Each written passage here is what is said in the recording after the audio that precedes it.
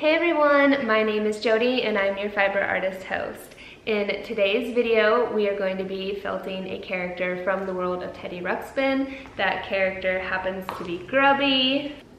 This one right here. If you are new to this channel, you should consider subscribing. I am going to be starting to put up more needle felting tutorials, needle felting tool tests and reviews, and just some other general needle felting tips or videos. Today, this is the first time I am filming a video this way, so let's go ahead and just jump right into it. I'll show you my setup here. I'm going to start with opening this book up to this page where I can see him very well and setting him on the counter in front of me. As you can see, I have the box as well set up with him where I can see. These are the colors I'm going to be working with to make him.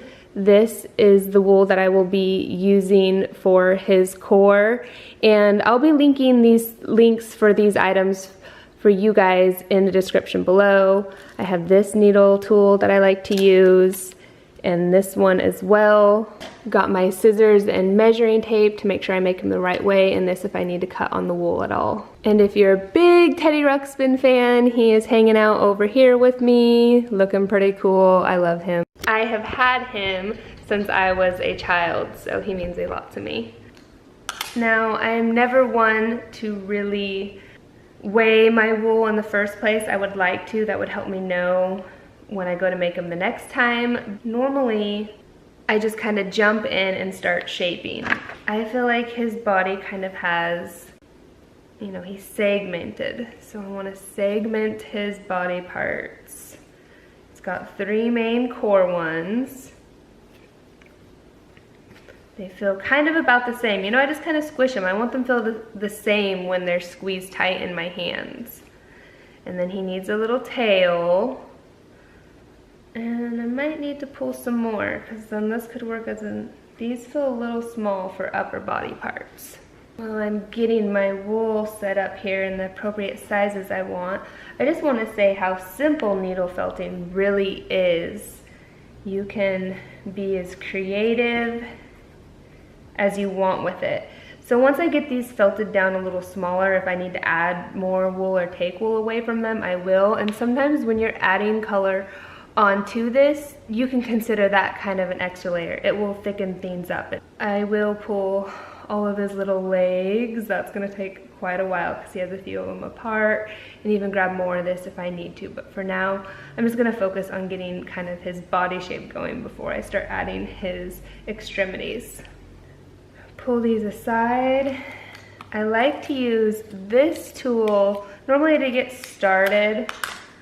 Sometimes when I'm using this one, I feel like it pulls the wool in too many directions that I don't want it to go, whereas when I work with one needle, it works faster.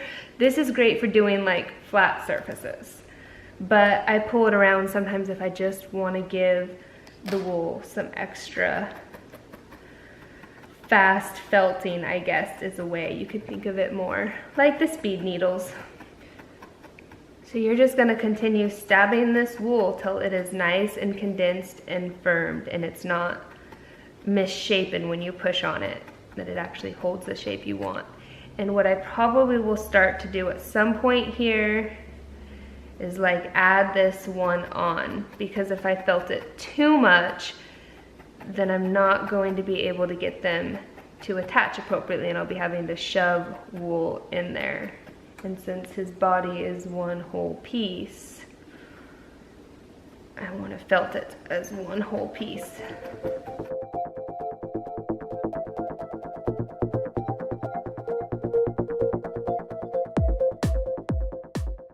One thing you might notice that I'm kind of doing here, that I'm pulling on the fibers and kind of directing them towards the needle, so those barbs will catch and tuck that wool right into the place where I want it to be nice and tight. And then I'm going to just kind of like squeeze it down here. I think when I make him all small, he should be about just perfect. Right now he measures about 7 inches, but I foresee when I get him all scrunched down, he'll be closer to 4. Pierce, pierce, pierce that wool till you can't anymore.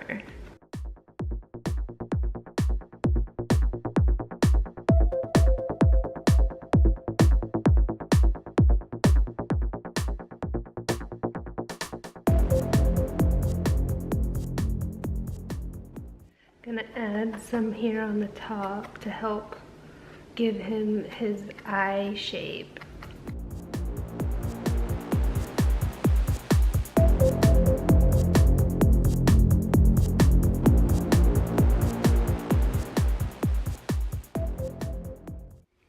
So here I'm just trying to kind of shape out his head a little bit.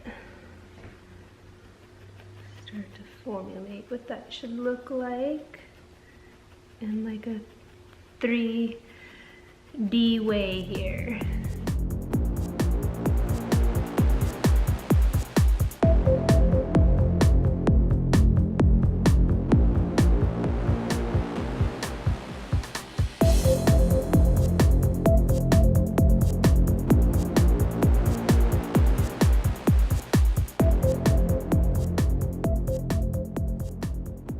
Okay, so you can kind of see that he's starting to take shape.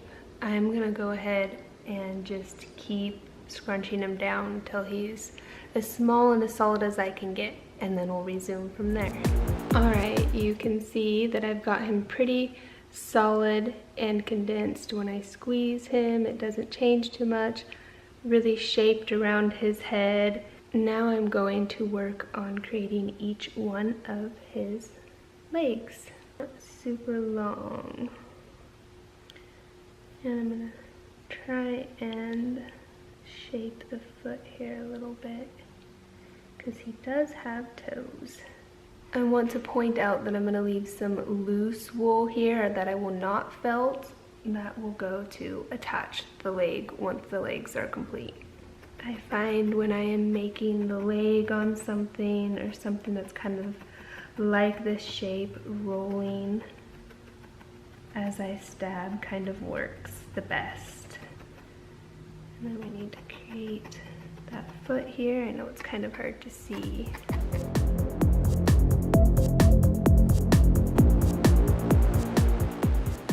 Check and see how it's coming along.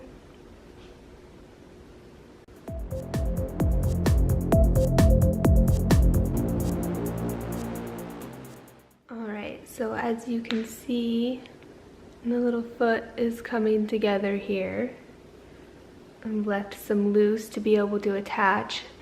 So I'm gonna continue to go and replicate this 5 more times, technically 7, so I'll have 8 extremities all together, but I'll make the hands ones bent, most likely, but they're gonna look almost pretty much identical for up here too. All right, so as you can see, I got all 8 of them done. They're not perfect, and that's okay, because next I'm going to coat them in some of this color. I also wanted to point out that I felted on him in between working on these legs, and now he measures in about 3.5 inches.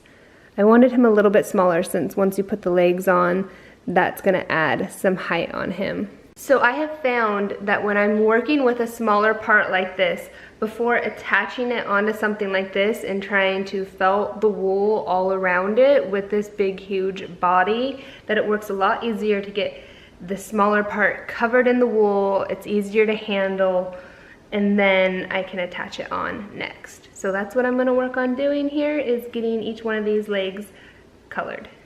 One thing that I wanted to point out is that I did have 2 legs that I felt were the smallest, and I'm gonna use those for the arms.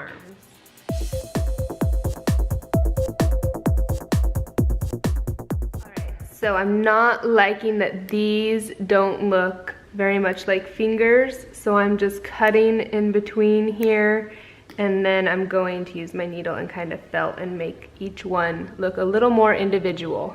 And then I will proceed to do that to each one of these. All right, I'm just getting all of these finished up here, as you can see, and it is time to attach them. These are the 2 smaller ones for his arms. And what I like to do here is fan the wool out a little bit. And then when I start felting it on, it will be more secure. And then also keep in mind, when you start wrapping it in this color, it will also give some reinforcements to these legs that you're attaching.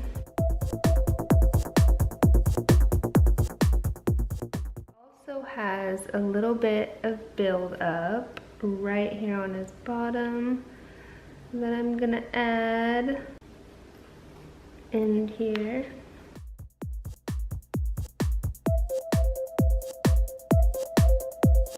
Coming along. All right, next up is getting him completely covered.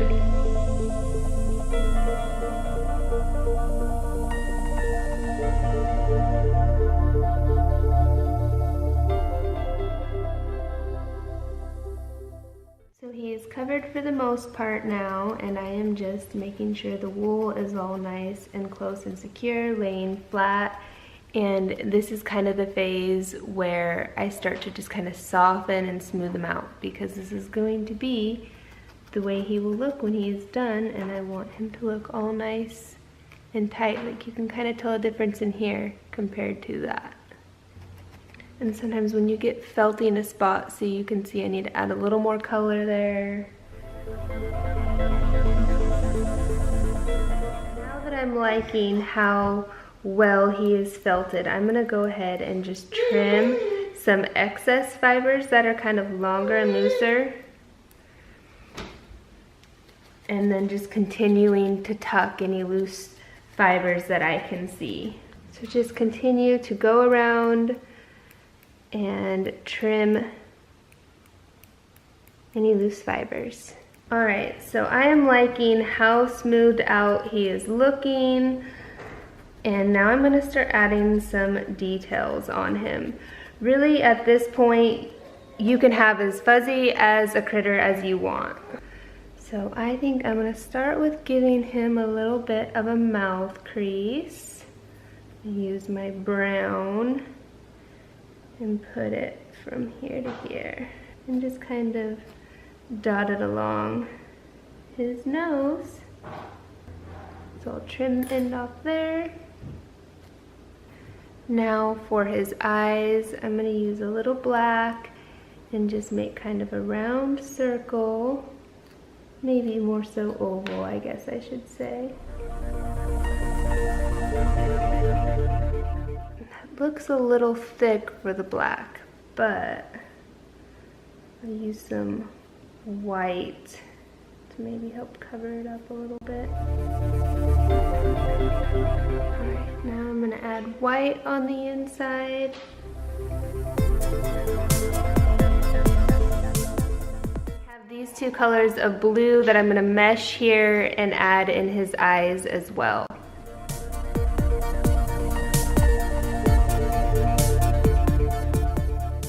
Next up, I'm rolling his little black dots for his eye pupils. Just doing my best here to try and felt the wool in the right direction so he doesn't look too crazy-eyed.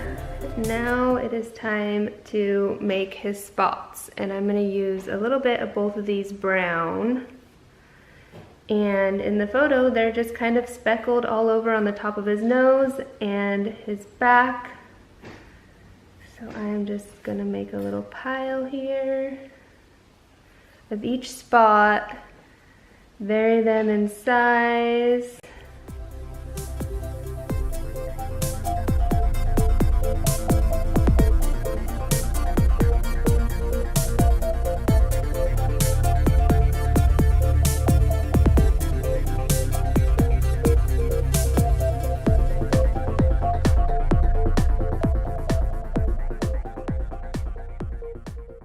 That's pretty good for spots. Now for the final touches on him. He has 2 antennas off his head and 2 antennas off his tail. I'm going to try and felt the antennas a little bit to make them round on the end. Okay, so I have 2 for the head and 2 for the tail.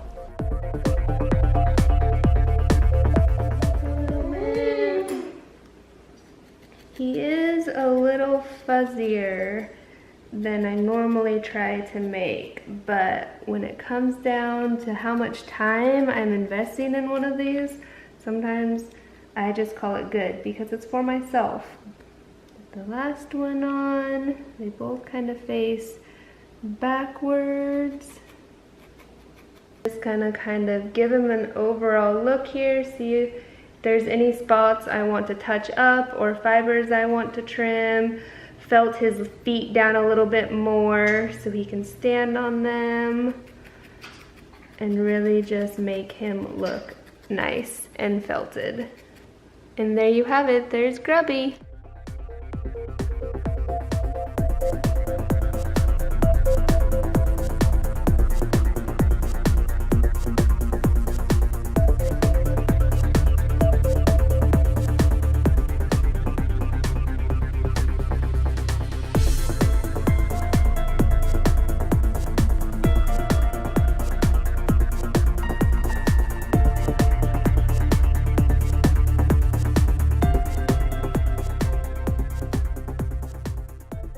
Alright, that's it for today's video. Thank you so much for watching, and please leave me a comment below. Let me know what you liked or didn't like about this video, and I'll see you in the next one. Bye!